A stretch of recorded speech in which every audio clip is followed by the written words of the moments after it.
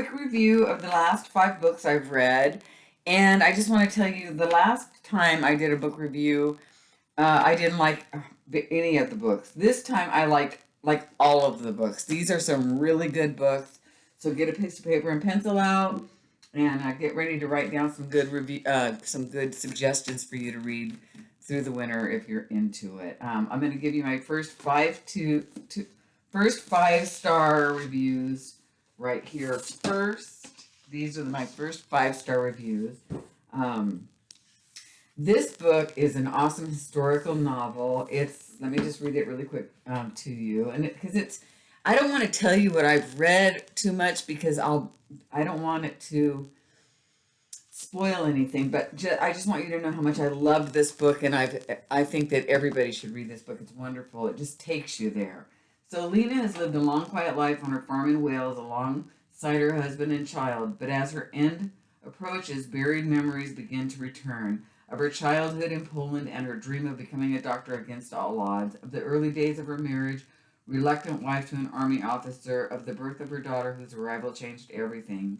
Memories less welcome too. Of course, her Polish village transformed overnight by the Soviets, and of World War II, which doomed her entire family to frigid work camps in the Siberian tundra. Oh my God, you guys, those camps.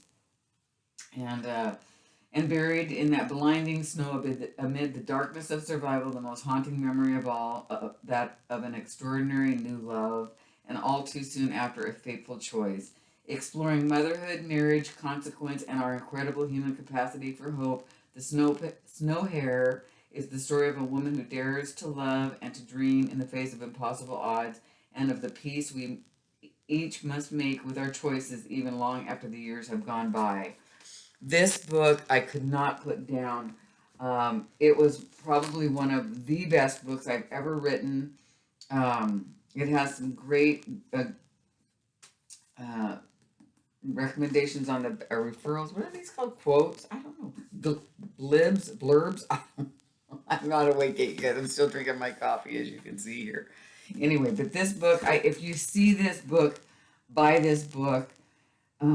This was wonderful. Oh, so love and loss, courage and compassion collide in this brilliantly told story of survival against all odds by Heather Morris. That's the person who wrote the Tattooist of Auschwitz, which I haven't read yet, which I need to read. So then my second book, this is one I just finished. I stayed up till 1 o'clock in the morning and I finished this last night. It's a Reese Witherspoon book club. It's by Sedeqa Johnson. Never read her before. She's gorgeous. She has so many awards and accolades. She's wonderful. But you guys, I could not put this book down. It's the story of a little girl named Ruby and of a woman. Well, she goes from teenage to woman, Eleanor. And oh my God! And each chapter goes back and forth from Ruby's story to Eleanor's story, and it's a wonderful story of their lives and their challenges being black in America during when it was probably not at worst, not at. I mean, it's still pretty bad. So I don't know, but it's just it again. This book takes you there, and you fall in love with both of these women, and I can't tell you the outcome, but I will tell you that they meet their challenges with. I'm in awe. So anyway, let me read this to you. In 1950s Philadelphia, 15-year-old Ruby Purcell is on the track to become the first in her family to attend college in spite of having a mother. Anyway, but a taboo love affair threatens to pull Ruby back down into the poverty and desperation that has been passed on to her like a birthright. Eleanor Corliss arrives in Washington, D.C. with ambition and secrets. When she meets the handsome William Pride at Howard University, they fall madly in love. But William hails from one of D.C.'s elite wealthy black families, and his parents, his mother, my God, his parents don't let just anyone into their fold. Eleanor hopes that a baby will make her finally feel at home in William's family and grant her the life she's been searching for. But having a baby and fitting in is easier said than done. With their stories colliding in the most unexpected ways, Ruby and Eleanor will both make decisions that shape the trajectory of their life. Okay, so this writer was fantastic. She had me thinking for a second at the very end that one thing was going to happen. But you knew as a reader that no, she's wrong. She's wrong. Don't think that. Don't think that. So you're like, no, no, that's not it. That's not it, Eleanor. No, no, no. So anyway, but you just can't put this down. You just cannot put this down.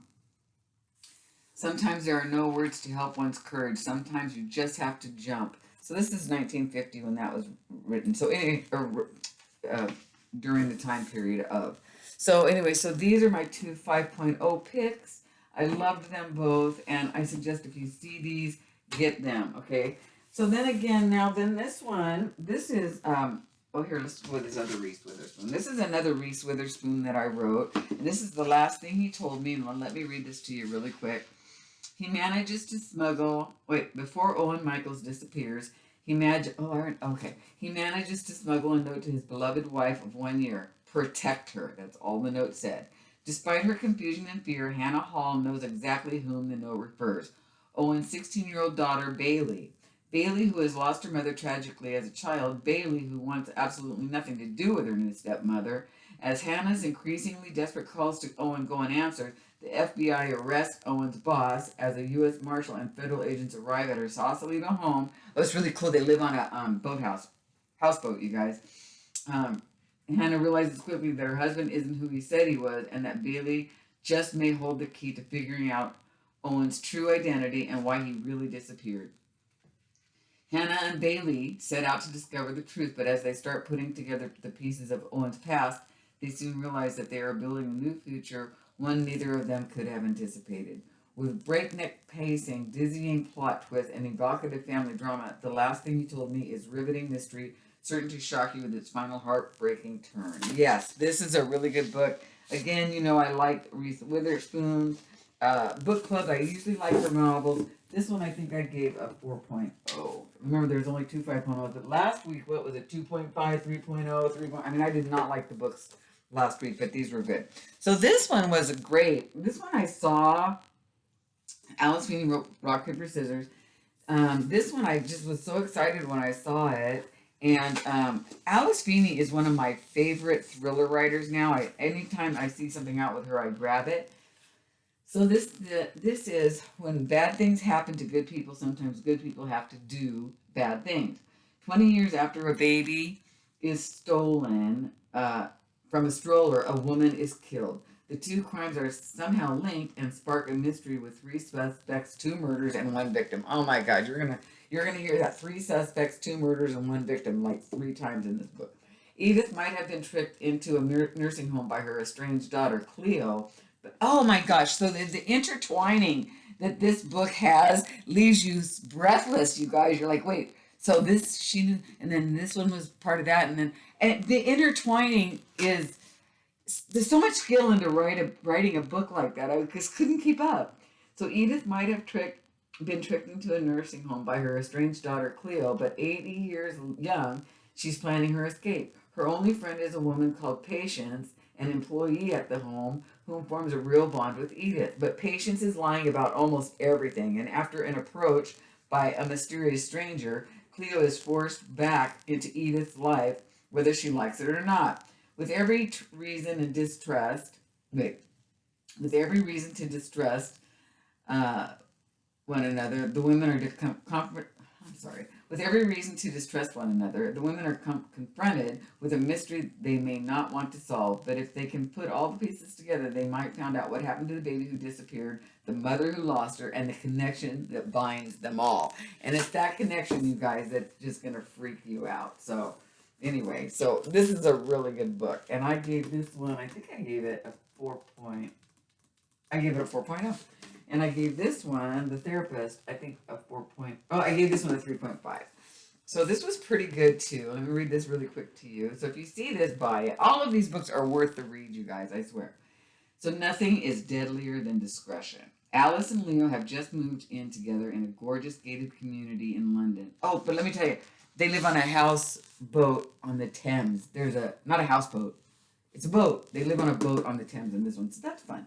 But anyway, so Alice and Leo have just moved in together in a gorgeous gated community in London. But when Alice tries to get to know their neighbors, this was really good. She discovers a devastating, grisly secret about her new home and begins to feel a strong connection with Nina, the therapist who lived there before. Because Alice's sister who died was named Nina, so there's like she just kind of gloms onto that. So becomes obsessed with trying to piece together what happened, but none of her new neighbors want to talk about it. So soon it becomes clear to Alice that things may not at all to Alice that things are not at all as they seem. Multi-million copy New York Times bestseller B.A. Paris returns to her heartland of gripping psychological suspense in this powerful tale of a house that holds the keys to a dark hidden secret. So anyway, so that's the last one. I did my count for the year, you guys. I have read 37, 38 books, something like that this year. And I have to tell you, I've always been a reader, but and some people are like, well, that's nothing. They've read 100 books in a month. But for me, 37, 38, now I forgot count, is really a really good book count for me. And I'm really excited to report that that's what I read. And I really enjoyed most of them. I used to give a lot more 5.0s. I see some 2.5s in here. I also have just ordered a new, since this is the one I love. These are the two I love the most. You have to read these two books, you guys. You have to.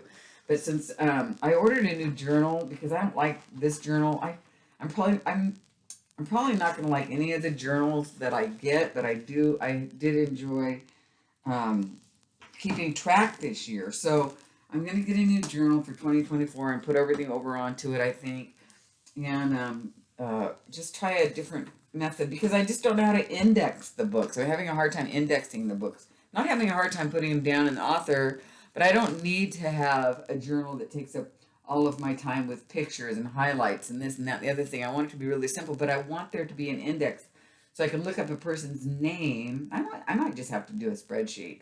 Or I can look up a person's name and say, oh yeah, I've read all of these by her. You know, because I'd like to read to the end of some of these authors. Like I'd like to read everybody's, like all the books they've ever written. You know what I mean? So anyway, so that's my book review for today. I hope you enjoyed it. I will be having a Fatty Patty in the next few days, so stay tuned for that. I hope your holiday season is going well, and I will talk to you guys really soon. You take care. Love you. Bye.